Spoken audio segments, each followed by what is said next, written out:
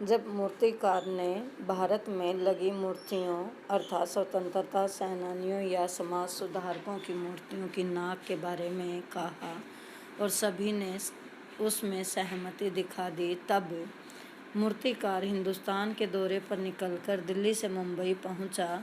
दादा भाई नौरोजी, गोखले, तिलक, शिवाजी सबकी नाकें उसने टटोली, नापी और गुजरात की ओर भागा।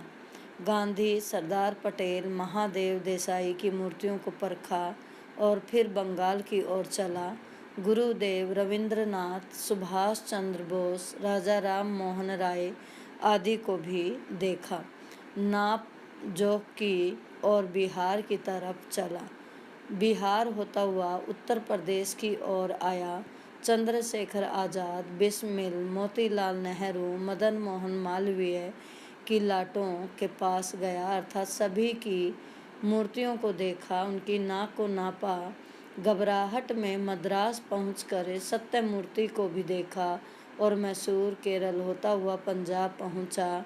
लाला लाजपत राय और भगत सिंह की लाटों से भी उसका सामना हुआ अर्थात सभी मूर्तियों की नाकों को नापा, लेकिन सभी मूर्तियों पर जो नाक लगी हुई थी वो सभी बड़ी मिली अर्थात जॉर्ज पंचम की नाक छोटी थी, क्योंकि यहाँ लेखक ने दिखाया है कि ये सभी समाज सुधारक या देशभक्त त्याग को महत्व देते थे और इन्होंने देश के लिए अपना जीवन समर्पित किया था, इसलिए इनका मान सम्मान अधिक था।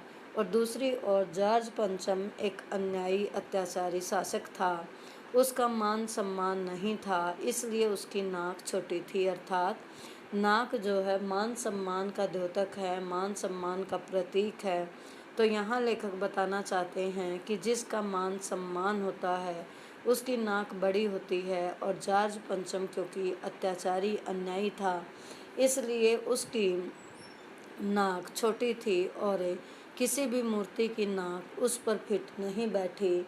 तब मूर्तिकार दिल्ली आया। मुश्किल से उसने कहा कि जॉर्ज पंचम की नाक सब से छोटी है अर्थात सबकी बड़ी है। सुनकर सब हताश हो गए, निराश हो गए और झुंझलाने लगे, परेशान हो गए और सभी एक दूसरे की ओर देखने लगे।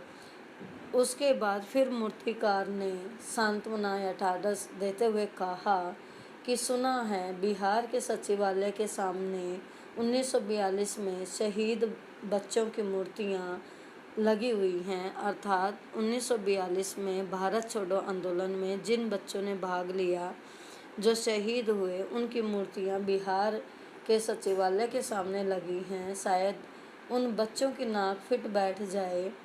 और फिर वह वहाँ गया, पर बच्चों की नाक भी बड़ी थी और अंत में मूर्तिकार परेशान होकर सरकारी कर्मचारियों के सामने आता है और लास्ट में कहता है कि अब बताइए मैं क्या करूं। अर्थात यहाँ लेखक ने बताया है कि चाहे बच्चे थे लेकिन उन्होंने भी अपना जीवन देश के लिए समर्पित किया, देश का मान सम्मान बढ़ाया। तो जो भी व्यक्ति देश की आन बान शान में अपना जीवन बलिदान करता है उसका सम्मान अधिक होता है।